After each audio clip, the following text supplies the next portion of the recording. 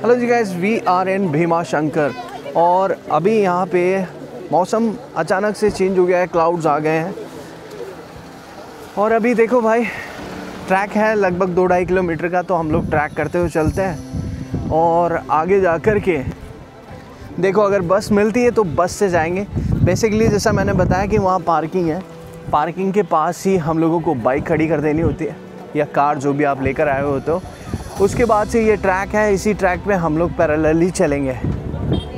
तो चलो ट्रैक को स्टार्ट करते हैं, मज़ा आएगा क्योंकि भीमा शंकर आने के बाद वाइब वही आ रही है केदारनाथ वाली। हर तरफ फॉग है, धुंध है, देखो मेरे चारों तरफ देखो आप, फॉग ही फॉग है।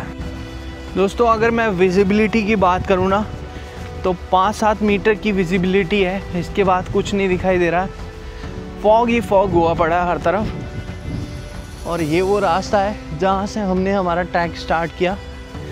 ये पैदल का रास्ता है, वैसे आपको बस से जाना पड़ता है बट बसेस फुल हैं। दोस्तों ये देखिए, ये है श्री क्षेत्र भीमा शंकर और हम लोग इसी रास्ते से आगे बढ़ रहे हैं। चारों तरफ फॉग हो रखा है, बंदर है और ऊंचे ऊंचे पहाड़ हैं, पेड़ हैं, इनके बीच से हम लोग भीमा शंकर की तरफ बढ़ रहे हैं। ये देखो, ये है रास्ता भीमा शंकर का। नीचे खूबसूरत सा वाटरफॉल बह रहा है, वो दिख रहा होगा आपको। इसी वाटरफॉल से हम लोग आगे बढ़ रहे हैं। कितने खूबसूरत बंदर हैं, देखो भीमा शंकर के बंदर। दोस्तों हमने अब तक जितने भी मंदिर देखे हैं उनमें सबसे रहस्यमय मंदिर मुझे ये लग रहा है, क्योंकि यहाँ पे डेंस फॉरेस्ट के बीच में हम लोग जाते जा रहे हैं और मंदिर के करीब पहुँच रहे हैं। और यहाँ पे बहुत सारे बंदर हैं भाई, बहुत सारे। बंदरों से बच के ही रहना।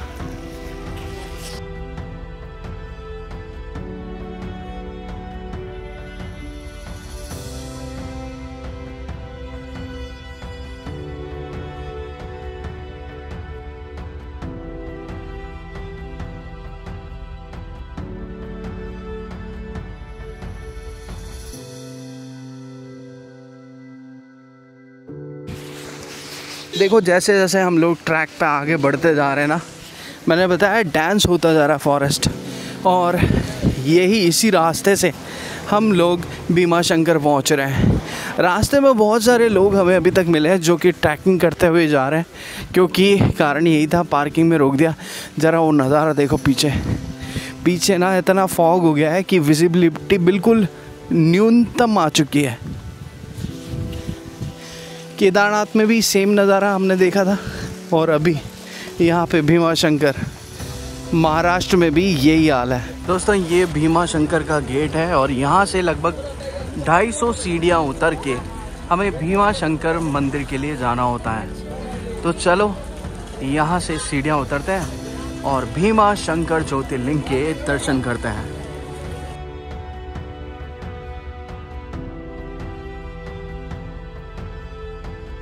भीमा शंकर एक वरदान की तरह है। यहाँ पे ऐसी ऐसी अद्भुत जड़ी बूटियां मिलती हैं जो आपको शायद पूरे हिंदुस्तान में देखने को ना मिले। पुराने से पुराने रोगों के लिए और दुर्लभ से दुर्लभ जड़ी बूटियां, और यहाँ पे 1 मुखी से लेके 11 मुखी तक रुद्राक्ष भी मिलते हैं। और उनको खरीदने के लिए आपको भीमा शंकर के इस मार्केट को एक्सप्लोर करना पड़ेगा। अब यही रास्ता हमें मुख्य मंदिर यानी गर्भगृह की तरफ लेकर जाता है। दोस्तों भीमा शंकर ज्योतिर्लिंग के दर्शन करने के लिए आपको इस तरह से लाइन में लगना पड़ता है और ये लाइन बहुत लंबी है। लगभग 1-1.5 घंटा हमें हो गया लाइन में लगे हुए और अभी तो ये लाइन बहुत दूर तक है। लगभग 1.5 से 2 किलोमीटर लंबी ये लाइन है और साथ ही साथ ये मार्केट बना हुआ है भीमा शंकर का। ये आने वाले दर्शनार्थी हैं और ये जो दर्शन करने जा रहे हैं उनके लिए लाया है। गाइस यहाँ पे आप भीड़ देख सकते हैं। ज़्यादातर ज्योतिर्लिंग में जितनी भीड़ हमें मिली उतनी ही भीड़ अभी तक यहाँ पर है। दर्शनार्थियों की कतार लगी पड़ी है और भीमा शंकर में हमें लाइन में लगे हुए लगभग 1.5 घंटा हो गया है और इन 1.5 घंटे में हमने अच्छा खासा कवर कर लिया है। सबसे बढ़िया चीज़ यहाँ पे वीआईपी ट्रीटमेंट वाला नहीं है कोई सिस्टम कि आप वीआईपी की तरह जाए 200-500 रुपये की एंट्री लें और सीधे दर्शन कर लें। यहाँ पे आपको लाइन में ही लगना पड़ता है और यही अभी तक सबसे बढ़िया चीज़ लगी।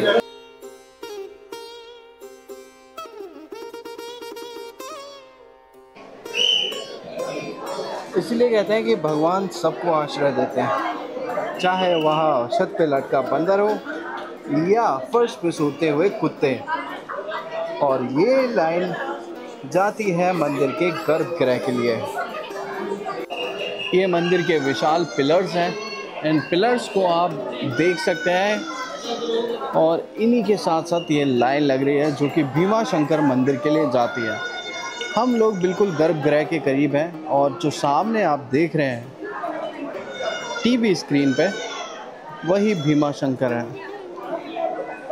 हर बड़े मंदिर की तरह यहाँ पर भी मोबाइल और इलेक्ट्रॉनिक चीज़ों का यूज़ करना मना है, मगर बहुत सारे लोग ऐसे हैं जो यहाँ पे वीडियोग्राफी कर रहे हैं और मैं भी ये मौका छोड़ना नहीं चाहता हूँ। भीमा शंकर ज्योतिर्लिंग के इतिहास के बारे में बात करें तो पौराणिक कथा के अनुसार त्रेता युग में कुंभकर्ण, जो कि रावण का भाई था, उसका एक पुत्र था जिसका नाम था भीम। भीम बचपन से ही बहुत शक्तिशाली था, लेकिन उसे अपने पिता की मृत्यु का कारण भगवान राम और उनके अनुयायी मानते हुए शिव भक्तों से घृणा थी। उसने कठोर तपस्या करके ब्रह्मा जी से अपार शक्ति प्राप्त की और अत्याचारी बन गया। भीम ने एक दिन कमलजा देवी को बंदी बना लिया और उनके आश्रम पर हमला कर दिया। तभी सभी ऋषि मुनियों ने भगवान शिव से प्रार्थना की कि वे इस संकट से मुक्ति दिलाएं। भगवान शिव ने यहीं सह्याद्री की पहाड़ियों में अवतरित होकर भीम से भयंकर युद्ध किया। ये युद्ध कई दिनों तक चला और अंत में भगवान शिव ने अपने त्रिशूल से भीम का वध किया। भीम का अंत होते ही यहाँ तेज प्रकाश फैला और शिवलिंग के रूप में भगवान शिव की स्थापना हुई। यही आज भीमा शंकर ज्योतिर्लिंग के नाम से प्रसिद्ध है।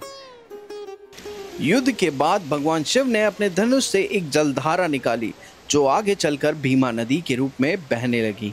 यही नदी आगे जाकर कृष्णा नदी से मिलती है।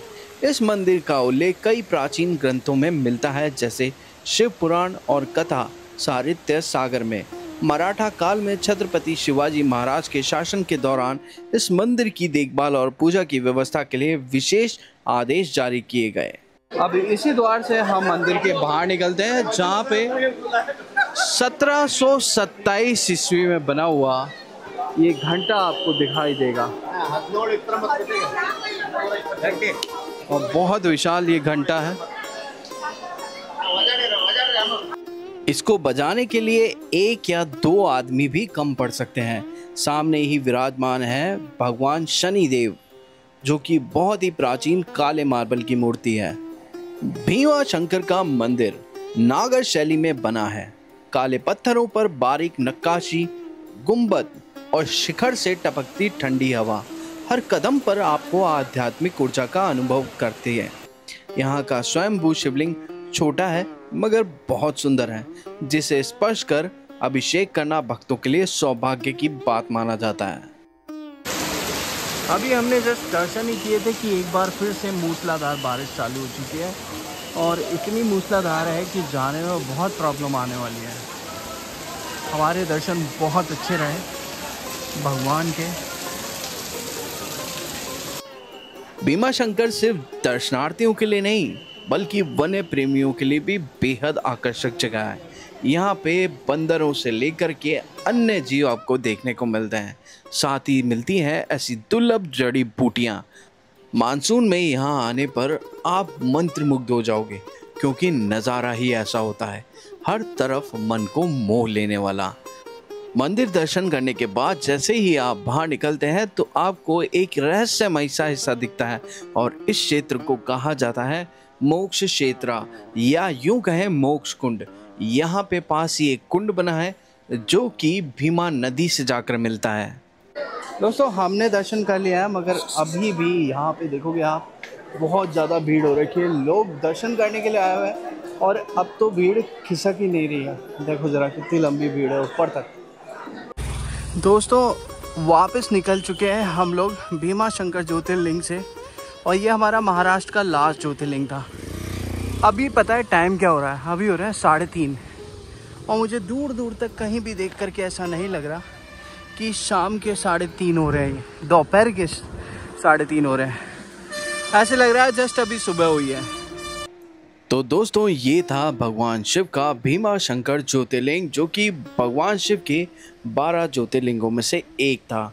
आशा करते हैं कि आपको ये वीडियो भी बहुत पसंद आया होगा।